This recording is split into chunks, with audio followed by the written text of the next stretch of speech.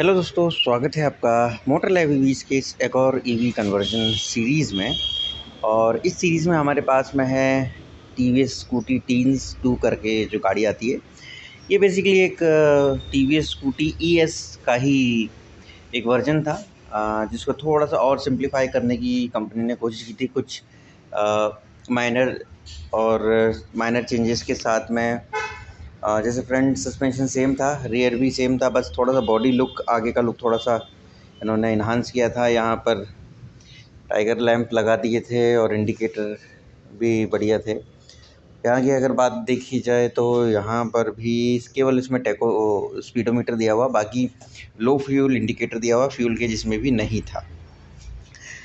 बाकी सारी चीज़ें सेम ही हैं इस गाड़ी में। तो यहाँ पर लॉक अभी लगा हुआ है। तो ये गाड़ी हमारे पास में आई है और इस पहली वीडियो में हम, जैसा कि हम हर बार आपको बताते हैं, इसका इंजन डिसमाउंट करेंगे। उसके बाद में आपको स्टेप बाय स्टेप एक एक करके बताएंगे कि क्या क्या चीज़ें आपको इसमें करनी है, कैसे। अगर आपके पास में भी स्कूटी टीन्स है तो उसको आप केवल मटेरियल ख़रीद के अपने घर पे ही इलेक्ट्रिक में कन्वर्ट कर सकते हैं। तो चलिए इस वीडियो की शुरुआत करते हैं। सबसे पहले, अब चूँकि इसमें सेंटर स्टैंड नहीं है तो इसको जो हमारी जैक है उस पर लगाते हैं और सबसे पहले इसकी जो पैनल है वो खोलते हैं। तो इस इंजन निकालने में सबसे पहले हम जो इसका बूट है इसको अलग कर देते हैं। जैसे आपको पता ही है, स्कूटीज़ में जो बूट होता है वो नटों पे नहीं होता है केवल। ओके, इसमें थोड़ा सा पेट्रोल अभी भी है, कोई बात नहीं।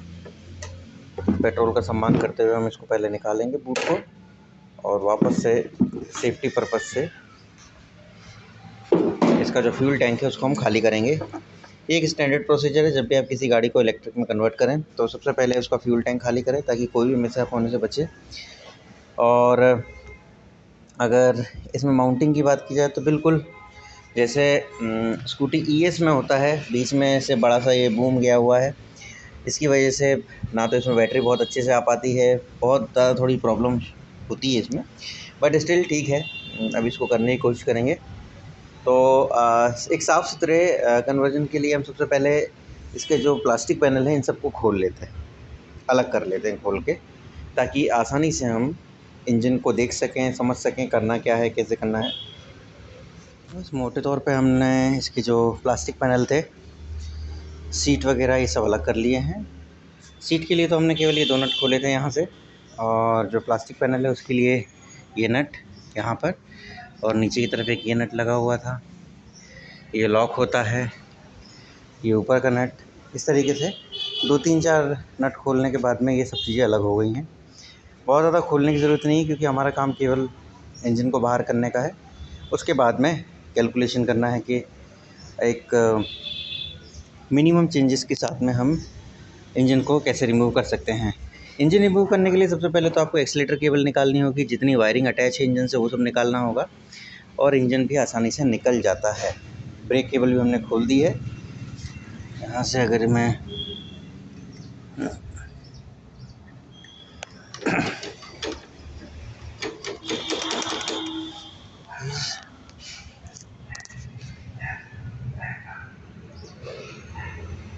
थोड़ा सा ब्रेक केबल उसको वहाँ से निकाल देते हैं, और उसके बाद में हमें मेन शाफ्ट, ये जो नट है इंजन माउंटिंग का, सस्पेंशन का, हमने खोल दिया है। अब केवल ये खोलना और इंजन हमारा अलग हो जाएगा। अब क्योंकि इसमें सेंटर स्टैंड नहीं है तो ये इंजन अचानक से गिरेगा, तो इसका अभी आप ध्यान रखें, तो थोड़ा सा ध्यान से खोलें। तो गाइस, लगभग आधे से 1 घंटे की मेहनत के बाद में मेन फ्रेम से हमने इंजन को इस तरीके से अलग कर लिया है। इंजन का हमने बहुत ज़्यादा कोई पार्ट खोला नहीं है, जिसकी ज़रूरत होगी केवल वही खोलेंगे। जैसे स्मार्ट फ्लैप की शायद ज़रूरत पड़ सकती है हमको, और सेंटर स्टैंड इसमें मिसिंग है, तो सेंटर स्टैंड तो चला ही गया। अब यहाँ पर अगर इसको देखा जाए तो ये एग्जैक्टली रेप्लिका ही है स्कूटी ईएस की, और स्कूटी ईएस हम ऑलरेडी हमारे चैनल पे शो कर चुके हैं कि किस तरीके से आप उसको कन्वर्ट कर सकते हैं। तो यहाँ पर चीज़ें इतनी कॉम्प्लिकेटेड नहीं रहेंगी, और मतलब डिटेल रेफरेंस के लिए आप चाहें तो वो वीडियो भी रेफ़र कर सकते हैं। अब हमें करना ये होगा कि इसका ये जो झूला है इस झूले को निकाल के उल्टा लगाना है और इसके बाद में अब हम एक बार आपको इंट्रोड्यूस करवा देते हैं जो मटेरियल हम इनमें इस गाड़ी में यूज़ करने वाले हैं उनसे। तो आइए चलते हैं।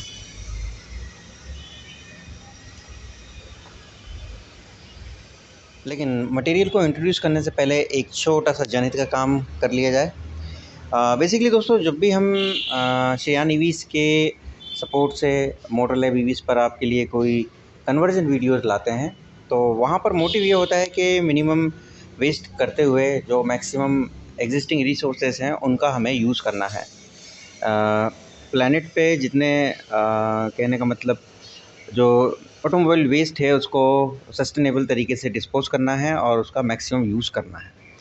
तो इसी चीज़ को ध्यान में रखते हुए हम आपसे हमेशा कन्वर्जन के बीच में, एंड में या बिगिनिंग में ये रिक्वेस्ट करते हैं कि अगर आपको ये निकले हुए इंजन में से कोई भी पार्ट अगर लगता है जो आपके काम आ सकता है तो बिना किसी झिझक के आप हमारी जो सेल्स टीम है उससे कांटेक्ट कर सकते हैं। इनमें से कोई पार्ट अगर आपके काम आता है, स्पेशली इंजन, पेट्रोल टैंक, ये सब चीज़ें, क्योंकि कन्वर्जन जो जिस भी गाड़ी का होता है उस गाड़ी में पेट्रोल सेक्शन पूरे तरीके से निकाल दिया जाता है।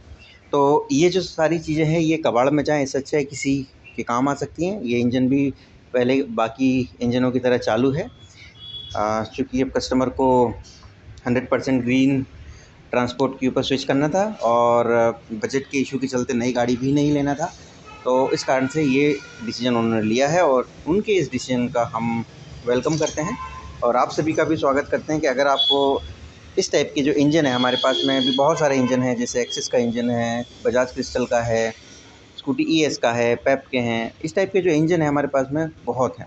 अगर आप कॉलेज के स्टूडेंट हैं, किसी तरीके से आप इंजन के ऊपर कोई काम करना चाहते हैं, R&D करना चाहते हैं, तो श्रेयान ईवीज़ आपको इसमें अच्छी मदद कर सकता है। एक बहुत ही रीज़नेबल रेट पे, रैशनल रेट पे आपको ये सारी चीज़ें अवेलेबल करवा सकते हैं। तो याद रखिएगा, अगर आपको इनमें से कोई भी चीज़ चाहिए हो तो डिस्क्रिप्शन में दिए हुए मोबाइल नंबर पर आप कांटेक्ट कर सकते हैं और अपनी रिक्वायरमेंट ले सकते हैं। अब आइए एक बार जो मटेरियल है उसको देख लेते हैं और उसके बारे में समझ लेते हैं कि कहाँ से मिलेगा, कितने का मिलेगा, क्या रेटिंग है, आपकी गाड़ी के हिसाब से कौन सा स्पेसिफिकेशन सबसे ज़्यादा सूटेबल होगा। तो गाइस, स्कूटी टीन्स में से इंजन निकालने के बाद में अब टाइम आ गया है कि हम आपको जो बेसिक मटेरियल है, अगर चाइल्ड पार्ट को छोड़ दिया जाए तो जो मोटे मोटे तौर पर जो चीज़ें हमको यूज़ में आने वाली हैं उसमें सबसे इम्पॉर्टेंट है हमारे लिए स्विंग आर्म। ये बेसिकली बनी हुई है और ये भी हमको श्रेयान ईवीज़ से ही मिली है। एक्चुअली ये पूरा जो सामान है ये हमने श्रेयान ईवीज़ से ही परचेज़ किया है। परचेज़ इन द सेंस हमें कुछ कंसेशन रेट में मिलता है, क्योंकि हम अल्टीमेटली श्रेयान ईवीज़ के लिए एक तरीके से पैसिव प्रमोशन भी करते हैं। हमारा वीडियो भी कंप्लीट होता है, एक जनरल अवेयरनेस भी लोगों में जाती है कि भाई इस तरीके से आप अपने पुराने व्हीकल को भी इलेक्ट्रिक में कन्वर्ट कर सकते हैं। और साथ ही साथ एक जो हमारी टीम की हॉबी है, जो जिसमें हमें ये काम करने में मज़ा आता है और कुछ ना कुछ हर बार नया सीखने को मिलता है, और साथ ही साथ एक पब्लिक प्लेटफॉर्म पर कुछ ट्यूटोरियल और अच्छे कंटेंट क्रिएट भी करने को हमें मिलता है। तो कुल मिला के हम दोनों एक दूसरे की मदद करते हैं, श्रेयान ईवीज़ और मोटर लैब ईवीज़। तो ये सारा मटेरियल हमको मिला है।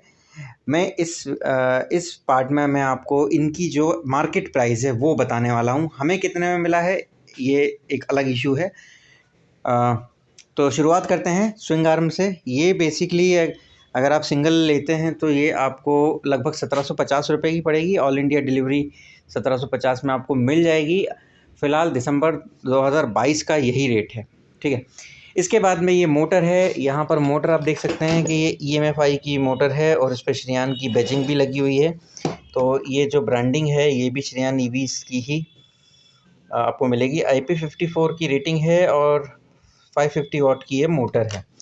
तो छोटी गाड़ियों में स्कूटी पेप तक आप 550 वाट की मोटर का यूज़ कर सकते हैं। इस मोटर की कीमत 9880 रुपये के आसपास होती है।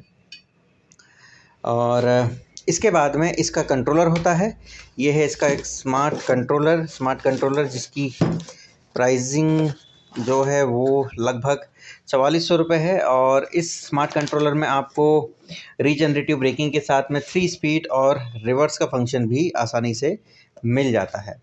तीसरी इंपॉर्टेंट चीज़ है ये थ्रॉटल, क्योंकि गाड़ी में स्टार्ट का बटन दिया हुआ है और इंजन निकालने के बाद में स्टार्ट का बटन बेकार हो जाता है, तो उस बटन का यूज़ हम करेंगे रिवर्स के लिए। और ये 3 स्पीड का इसमें स्विच दिया हुआ है, दोनों ग्रिप यहाँ पर दी हुई हैं।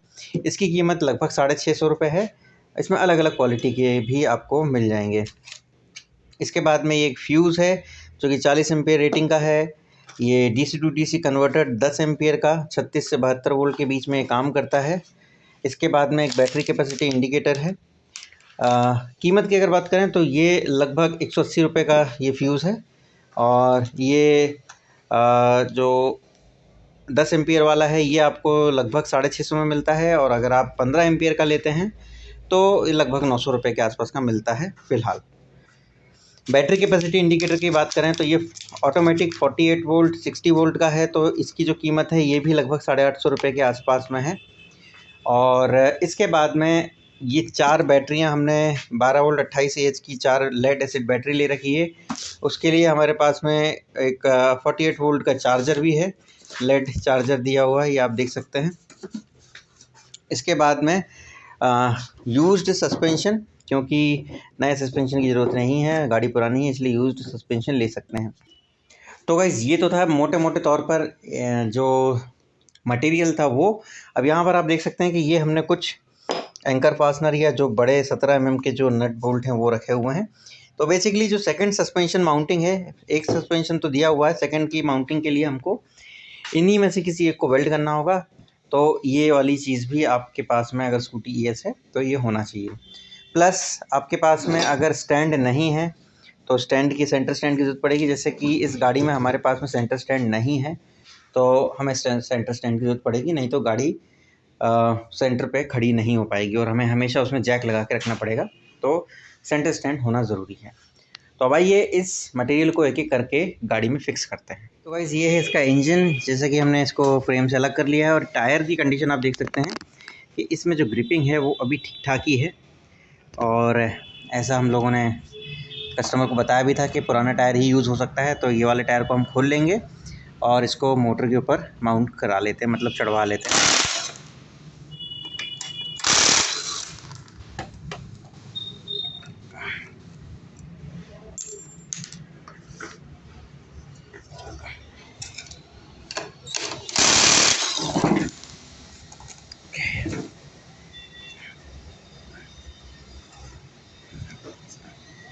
दोनों हाथों की ज़रूरत पड़ेगी। तो गाइस हमने जो इसका पुराना टायर था इसको निकाल के हब मोटर में फ़िक्स करवा लिया है। और अब आइए इस हब मोटर को हम लगा लेते हैं इसकी स्विंग आर्म में, ताकि गाड़ी को इसके दोनों पहियों पे खड़ा कर सकें। उसके बाद इसकी सस्पेंशन माउंटिंग के ऊपर काम करेंगे और फिर उसके बाद में इसमें कुछ जो लूज़ वेल्डिंग है उसको प्रॉपर करने की कोशिश करेंगे। तो गाइस हमारे पास में ये है इसकी स्विंग आर्म, जो कि हमें जैसा कि आपको मैंने बताया था श्रेया ईवीज़ से मिली है। और ये विशेष तौर पे स्कूटी ES के लिए बनी हुई है। ये रही इसकी 550 वाट की मोटर। अब इंजन अलग करने के बाद में यहाँ पर आप देखिए ये जो बूम है यहाँ पर एक अलग से स्विंग आर्म लगी होती है। ये सबसे पहले हम इसका नट खोलेंगे और नट खोलने के बाद में इसको हमें पलट के लगाना होगा, ताकि इसका ये जो झूला है ये थोड़ा नीचे आ जाए। नीचे आने से फ़ायदा ये होगा कि ये जो स्विंग आर्म है बिल्कुल सीधी खड़ी होना है, वो थोड़ा सा टिल्ट हो जाएगी और हमें काम में आसानी हो। तो आइए पहले इसको खोल लेते हैं, फिर इसमें हम मोटर को फिट करेंगे। तो गाइस ये हमने टाइट कर दिया है और अब इसमें मोटर हमें लगाना है। मोटर लगाना बहुत आसान है, लेकिन यहाँ पर ये अलग टाइप की जो प्लेट है इसके लिए शायद हमको इसमें छेद करना पड़ेगा यहाँ पे और एक नट कसना पड़ेगा इसमें। तो पहले हम लगा लेते हैं ताकि निशान लगा पाएँ, क्योंकि जो पहले वाली मोटर होती थी उसमें तो ब्रेक प्लेट लगी होती थी सिंपल। हाँ 10 का एक नट यहाँ लगेगा। ये 10 mm का लॉक सेट,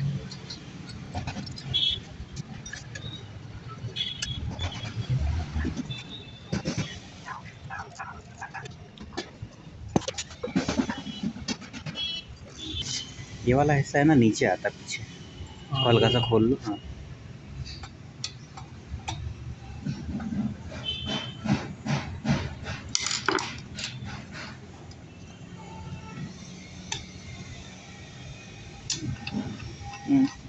ये वाला थोड़ा ढीला करना पड़ेगा। हो गया हो गया हो गया।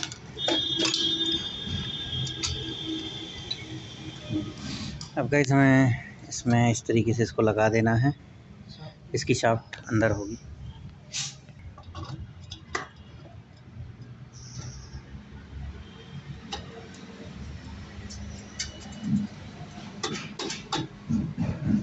थोड़े से ठोक लो ये तो ये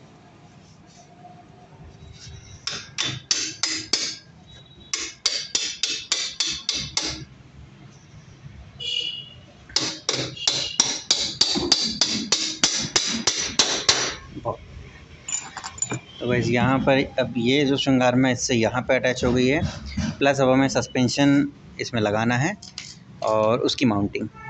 तो सस्पेंशन की सिंगल माउंटिंग तो ये है, और एक और माउंटिंग हम बनाएंगे यहाँ से यहाँ तक।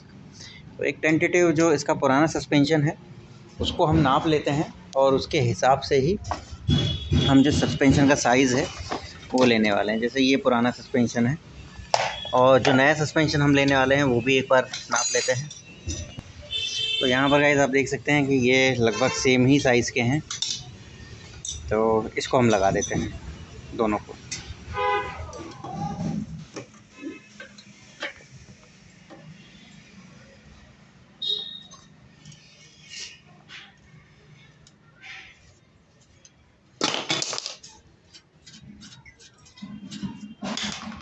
ठीक ठीक है, बस बस अब इसको ऐसे ऐसे लगा।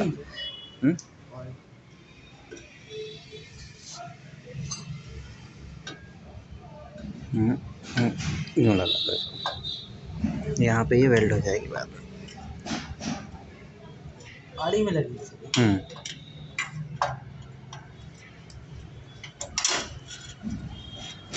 बढ़िया। अब गाइस ये जो झूला है इसको हमें यहाँ पे वेल्ड करना होगा बाद में, पहले हम श्रृंगार में लगा लेते हैं और इसको कस लेते हैं। ये वाइसर वाइसर वाइसर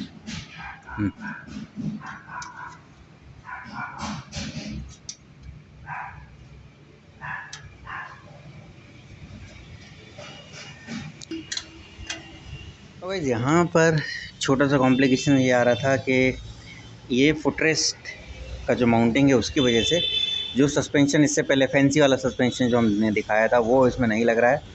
तो पहले कुल मिला के हमको दो अलग अलग शेप साइज़ के हमको लगाने पड़ेंगे। एक हम ये वाला लगा रहे हैं, और एक और लगभग इतना ही बड़ा हम दूसरा सस्पेंशन अलग अलग लगाने पड़ रहे हैं, क्योंकि सेम साइज़ का जिसकी ये नॉब अगर छोटी है तो वो इसमें नहीं लग पाएगा इसकी वजह से, तो हमें थोड़े अलग अलग सस्पेंशन इसमें लगाने पड़ेंगे। तो गाइस अभी तक का अपडेट ये है कि दूसरा दिन है आज हमको, और हमने इसकी स्विंग आर्म को लगा दिया है। जो रियर फेंडर था इंजन में से निकाल के उसको भी हमने माउंट कर लिया। दो माउंटिंग हमको अलग से इसमें देनी पड़ी, एक यहाँ पे और दूसरी यहाँ पे। इन दोनों से ये बहुत ही बढ़िया तरीके से फिक्स हो गया है, काफ़ी मजबूत।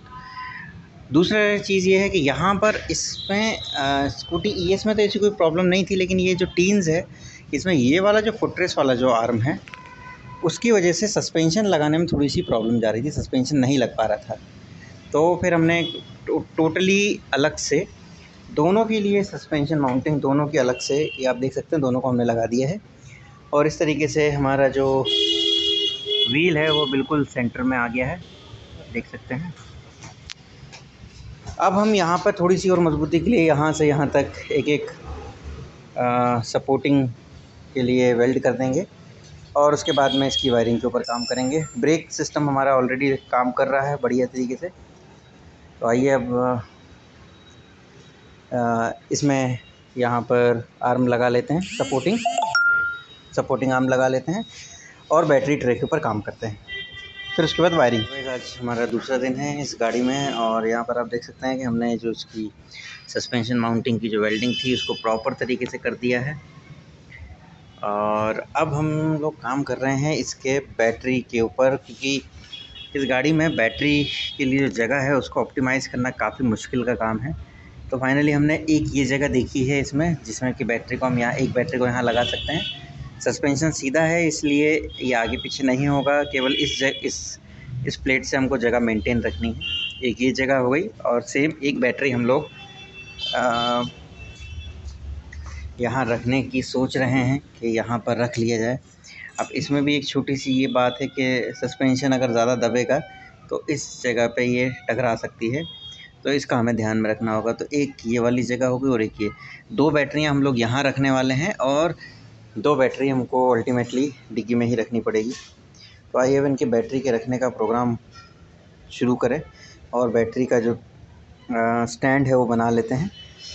साथ ही साथ इसकी ये जो हार्ड वायरिंग है, जो कि सेल्फ वाली वायरिंग होती है, इसको हम मेन वायरिंग लूम से अब अलग कर देते हैं, क्योंकि यहाँ पर किसी भी तरीके से वायरिंग का कोई यूज़ नहीं है।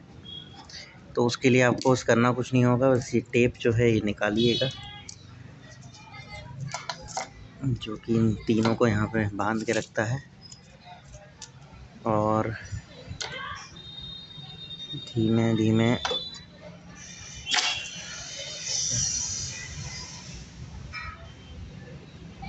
ठीक है, मैं इनको निकाल लेता हूँ, फिर अपडेट देता हूँ आपको।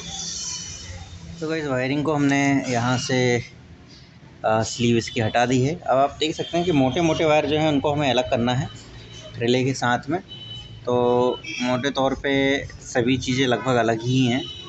यहाँ पर बस केवल एक ये ब्लैक वाला वायर दिया हुआ है, जो कि बैटरी के साथ में आया हुआ है। तो हमें ब्लैक वाला वायर यहीं से हम निकाल देते हैं इसका, राइट, यहाँ से काट देते हैं इसको थोड़ा दूर से। और रेड वाला वायर भी बैटरी के रेड के साथ में आया है, इसके साथ में फ्यूज़ भी लगा हुआ है, तो हमें बहुत ज़्यादा कुछ करने की ज़रूरत नहीं है, यहीं से काट देंगे। अब इसमें ये जो ब्लू और वाइट वायर है, ये बेसिकली अब देखिए सेल्फ स्टार्ट के लिए होता है। वाइट वाला वायर ब्रेक वायर का है। तो हमें ये ध्यान रखिएगा कि इस गाड़ी में जो रिवर्स का फंक्शन है वो हम देने वाले हैं इसकी स्टार्ट बटन से। तो उस हिसाब से इसकी जो वायरिंग है उसको हम काट रहे हैं। और ये वाला ब्लैक वाला वायर मेन ब्लैक का था, यहाँ से ये पूरी वायरिंग अब अलग हो गई है।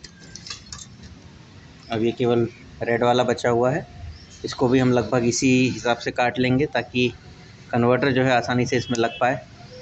देखिए, अब ये वायर हमने अलग कर लिए हैं, ये पीछे का पूरा सिस्टम गया हुआ है। यहाँ पर आप देख सकते हैं कि ये बैटरी, इसमें जो फ्यूल गेज है उसका बेसिकली इंडिकेटर था। यहाँ पर इसमें बैटरी फ्यूल गेज तो नहीं दिया है, लेकिन लो फ्यूल इंडिकेटर इसमें दिया था, तो इसके लिए इंडिकेटर है। तो हम चाहें तो इसको पावर स्विच भी बना सकते हैं, मतलब जैसे की ऑन करें तो इसमें कोई इंडिकेटर होना चाहिए कि भाई गाड़ी रनिंग पोजीशन में आ गई, तो उसके लिए भी उसका यूज़ कर सकते हैं। तो उसको फ़िलहाल हम नहीं काट रहे हैं। तो वायरिंग में फ़िलहाल अभी इतना ही है। आपने मेन वायरिंग अलग कर दी है, उस वायरिंग को एज इट इज़ रहने दीजिएगा। बैटरी ट्रे के लिए बैटरी को 2 बैटरियों की जगह तो हम बना लेते हैं कम से कम, बाकी देखेंगे एक आध अगर और कहीं पे रख पाए तो रखने की कोशिश करेंगे। वैसे एक जगह मुझे यहाँ पर काफ़ी महसूस हो रही है कि ये जो जगह है बीच वाली, ये भी हम यूज़ कर सकते हैं। ये देखिए कुछ इस तरीके से ये, और ये है कि इससे ऊपर आएगी नहीं, और